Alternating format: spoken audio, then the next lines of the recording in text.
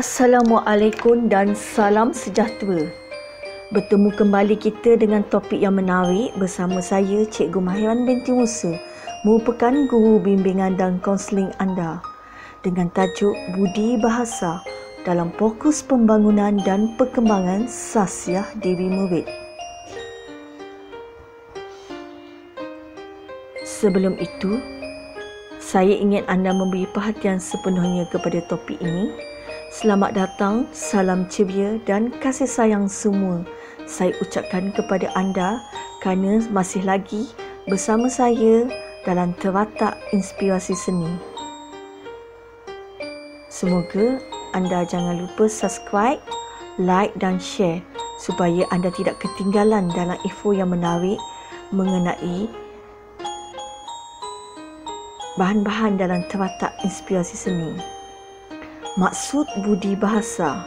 Budi bahasa bermaksud mempunyai budi bahasa yang baik yang merangkumi pekerti, akhlak, watak dan kelakuan yang baik, sopan, pemurah dan sebagainya yang disebut sebagai nilai-nilai murni. Budi bahasa juga merujuk kepada tutur kata, kelakuan, sopan santun dan tata tertib, kebijaksanaan dan perbuatan kebajikan yang tercantum dengan kata mulia. Dengan kata lain, ia adalah perasaan baik kita terhadap orang lain. Pengenalan kempen Budi Bahasa dilancarkan pada 11 Januari 2005 merupakan agenda 5 tahun kerajaan dalam misinya melahirkan rakyat Malaysia yang berbudi bahasa. Kempen Budi Bahasa ini dan nilai murni ini merupakan agenda penting kerajaan untuk menyamarakkan dan menyelmai semula nilai budi bahasa ke dalam setiap jiwa rakyat Malaysia.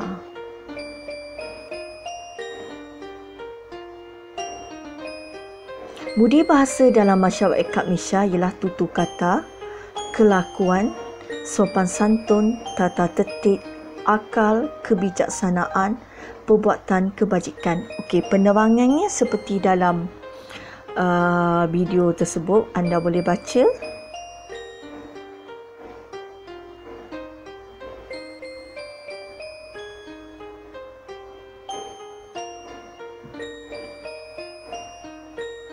Seterusnya, perbuatan yang tidak berbudi bahasa. Yang pertama adalah situasi tidak bertimbang rasa di jalan raya. Okey, anda boleh lihat gambar orang maki hamun kepada pihak polis.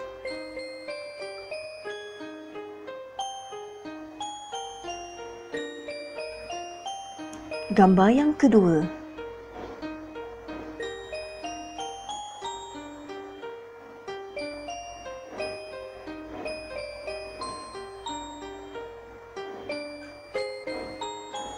orang ramai membuang sampah sesuka hati. Okey, seperti yang anda lihat dalam gambar ni, keadaan sampah yang tidak diletakkan di dalam tong sampah besar menunjukkan perasaan tidak bertanggungjawab rakyat Malaysia, iaitu membuang sampah di merata-rata tempat. Okey, gambar yang ketiga, memotong barisan tabiat memandu yang kurang sopan dan berbahaya. Okey, perbuatan ini sangat membahaya jika seseorang itu memotong barisan di dalam keadaan yang begitu sesak ataupun kereta dalam keadaan laju. Ini mengundang bahaya. Yang keempat, bercakap dan bertindak kasar dengan pelanggan atau orang ramai. Okey, anda lihat bagaimana orang tu sedang memaki hamun pekerja dia ataupun orang ramai. Okey, yang kelima, merokok di kawasan tempat larangan merokok. Okey, anda lihat ibu yang sedang mendukung anak dan seorang tua. Ini adalah perbuatan yang tidak senonoh dan tidak patut kita jadikan contoh. Gambar yang keenam, kurangnya perasaan sibik terhadap harta benda awam. Okey, anda boleh lihat musnahnya taman permainan kerana perbuatan yang tidak bertanggungjawab oleh sesetengah rakyat. Kita tak mahu ini memberi contoh yang tidak baik kepada anda. Okey, senyuman ikhlas.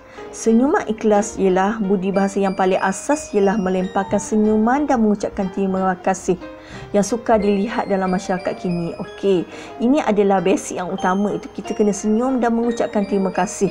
Menunjukkan kita seorang rakyat yang berbudi bahasa. Tetapi amalan ini semakin kurang di kalangan masyarakat kini.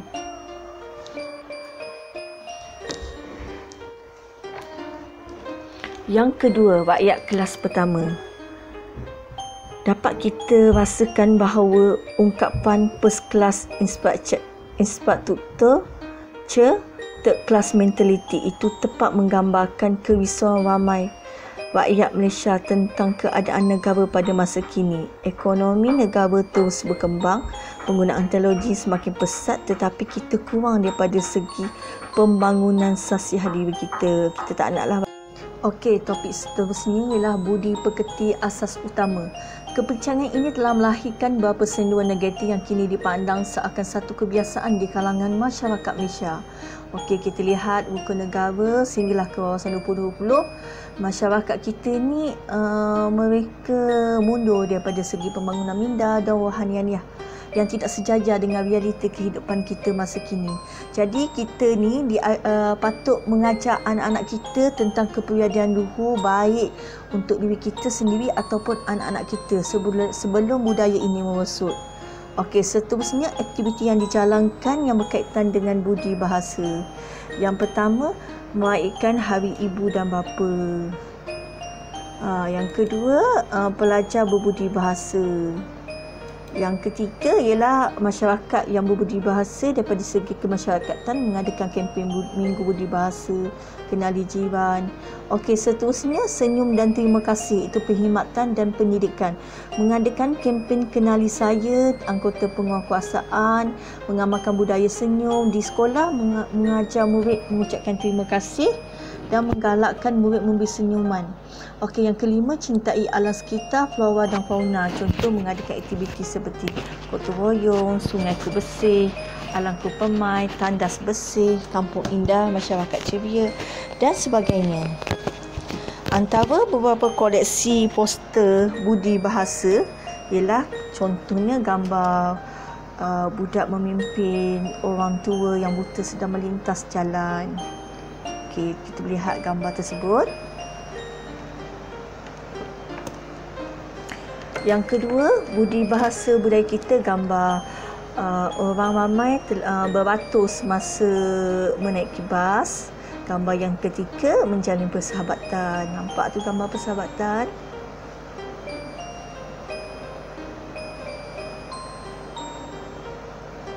Gambar yang keempat, gambar melambaikan tangan kepada ibu bapa memohon restu untuk pergi ke sekolah. Gambar yang kelima ialah gambar berada di sekolah, itu memberi salam kepada cikgu dan berjabat tangan dengan kawan.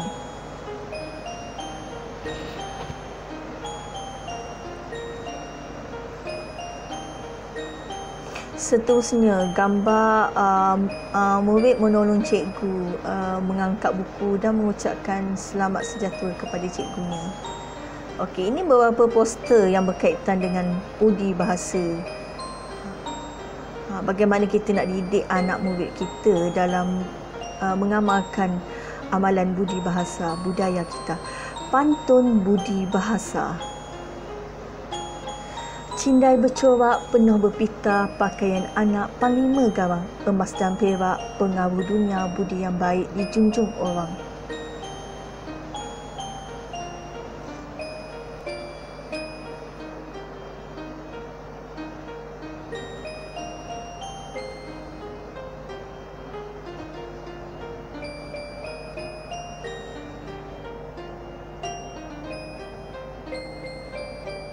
Pantun seterusnya, angin teluk menyisir pantai, hanyut rempai di bawah titi.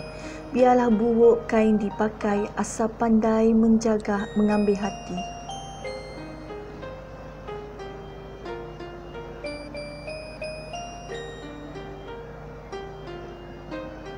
Ini adalah pantun yang berkaitan dengan kempen adat dan sopan daripada Kementerian Penerangan Komunikasi Kebudayaan dan Kebudayaan.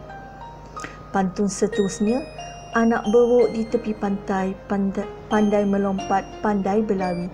Biar buruk kain dipakai, asal hidup pandai berbudi. Fakta ya, kempen budi bahasa dan nilai mulia dilancarkan pada 11 Januari 2005 oleh Perdana Menteri kita Tun Abdullah Ahmad Badawi pada masa tersebut.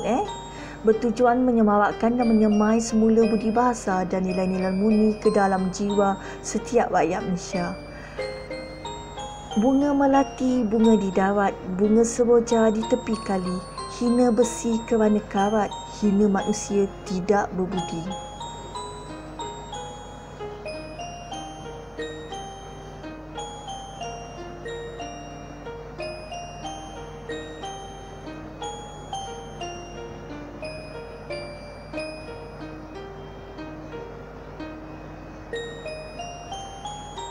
Bagi pulut dalam kati, tapai manis dalam kuali, selagi hidup dalam peketi, sampailah mati dalam budi.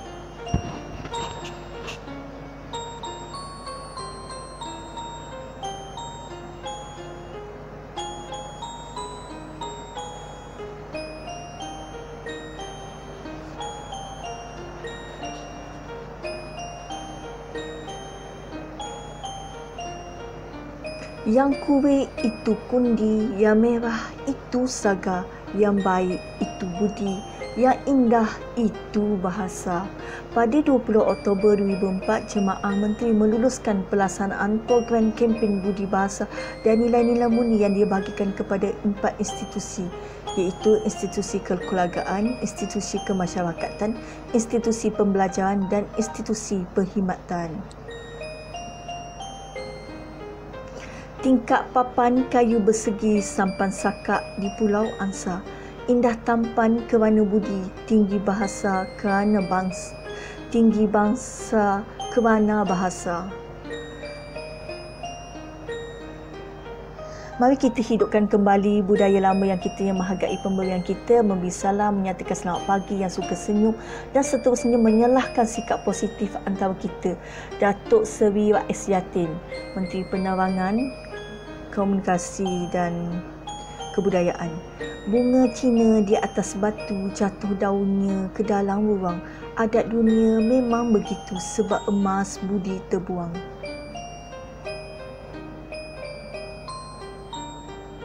Ini adalah beberapa pantun yang saya putarkan di sini untuk tatapan anda semua.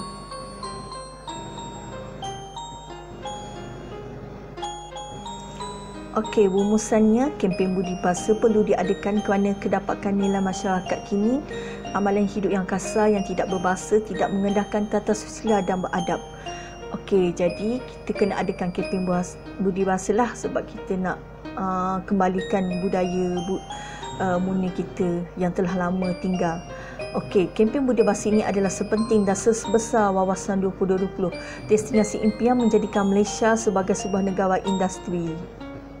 Okey, ini adalah beberapa latihan yang anda kena buat. Yang pertama, apakah yang dimasukkan dengan budi bahasa? Yang kedua, nyatakan 6 perbuatan tidak budi bahasa. Yang ketiga, lukiskan satu poster budi bahasa yang anda lihat sebentar tadi. Dan tulis kata-kata positif berkaitan dengan budi bahasa. Tadi ada 6 poster, anda boleh pilih salah satu. Dan selamat mencuba.